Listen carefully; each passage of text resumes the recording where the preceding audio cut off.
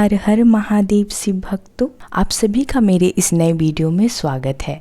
आज मैं इस वीडियो में बताऊंगी कि क्यों भगवान शिव ने चंद्रमा को अपने सर पे जगह दी, अपने सर पे धारण किया। आप सभी ने भगवान शिव की फ़ोटो हर जगह देखी होगी, हर जगह उनकी फ़ोटो प्रेजेंट रहती है, उपस्थित रहती है। तो आपने ये चीज़ ज़रूर गौर किया होगा कि भगवान शिव अपने सर पे चंद्रमा को धारण किए रहते हैं। तो इसके पीछे की पौराणिक कथा क्या है, आज हम इस वीडियो में उसी पे बात करेंगे। तो आइए शुरू करते हैं इस कथा। यह कथा बहुत ही पुरानी है। यह कथा तब की है जब नई नई सृष्टि का निर्माण हुआ था, नए नए चंद्रमा, सूर्य और अन्य ग्रह बने थे, तब की है यह कथा। यह कथा दक्ष प्रजापति से जुड़ी हुई है।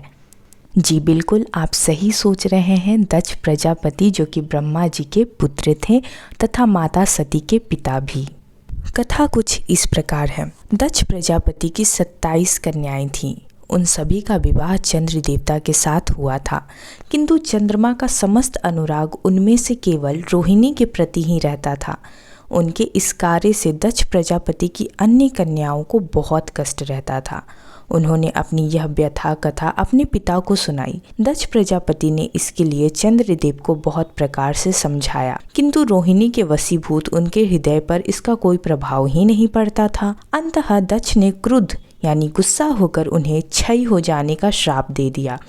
इस श्राप के कारण चंद्रदेव तत्काल क्षयग्रस्त हो गए। उनके क्षयग्रस्त होते ही पृथ्वी पर सुधा शीतलता वर्णन का उनका सारा कार्य रुक गया। चारों ओर त्राही त्राही मच गई। चंद्रमा भी बहुत दुखी और चिंतित थे। उनकी प्रार्थना सुनकर इंद्र आदि देवता तथा वशिष्ठ आदि ऋषिगण उनके उद्धार के लिए पितामह ब्रह्मा जी के पास गए। सारी बातों को सुनकर ब्रह्मा जी ने कहा, चंद्रमा अपने श्राप विमोचन के लिए अन्य देवों के साथ पवित्र प्रभास क्षेत्र में जाकर भगवान शिव की आराधना करें। उनकी कृपा से अवश्य ही इनका श्राप नष्ट हो जाएगा और ये रोग मुक्त हो जाएंगे। उनके कथानुसार चंद्रदेव ने भगवान शिव की आराधना का सारा कार्य पूरा किया। उन्होंने घोर तपस्या करते हुए 10 करोड़ महामृत्युंजय मंत्र का जप किया। इससे प्रसन्न होकर मृत्युंजय भगवान शिव ने उन्हें अमरत्व का वरदान दिया। उन्होंने कहा, चंद्रदेव तुम शोक ना करो, मेरे वर से तुम्हारा श्राप मोचन तो होगा ही साथ दक्ष प्रजापति के वचनों की रक्षा भी हो जाएगी। कृष्ण पक्ष में प्रतिदिन तुम्हारी एक एक कला छीन होगी, किंतु पुनः शुक्ल पक्ष में उसी क्रम से तुम्हारी एक एक कला बढ़ जाया करेगी। इस प्रकार प्रत्येक पूर्णिमा को तुम्हें पूर्ण चंद्रत्व प्राप्त होता रहेगा। चंद्रमा को मिलने वाला पितामह ब्रह्मा जी के इस वरदान से सारे लोगों के प्राणी प्रसन्न हो उठे। सुधाकर चंद्रदेव पुनः 10 दिशाओं में सुधा वर्णन का कार्य पर्वत करने लगे। भगवान शिव गुरु की कृपा, दर्शन, पूजन, आराधना से भक्तों के जन्म जन्मांतर के सारे पातक और दुष्कृत्य विनष्ट हो जाते हैं। वे भगवान शिव और माता पार्वती की अक्षय कृपा का पात्र बन जाते हैं। मोक्ष का मार्ग उनके लिए सहज ही सुलभ हो जाता है। उनके लौकिक परलौकिक सारे कृत्य स्वयमेव अनायास सफल हो जाते हैं। बोलो हर हर महादेव। इसलिए धारण करते हैं भगवान भोलेनाथ चंद्रमा को अपने सर पे। इस कहानी का, इस कथा का एक छोटा सा वृतांत रूप मैं देना चाहती हूँ और वह कुछ इस प्रकार से। दक्ष प्रजापति की 27 बेटियां होती हैं जिनका विवाह चंद्रदेव के साथ तय हो जाता है और उनकी शादी हो जाती है।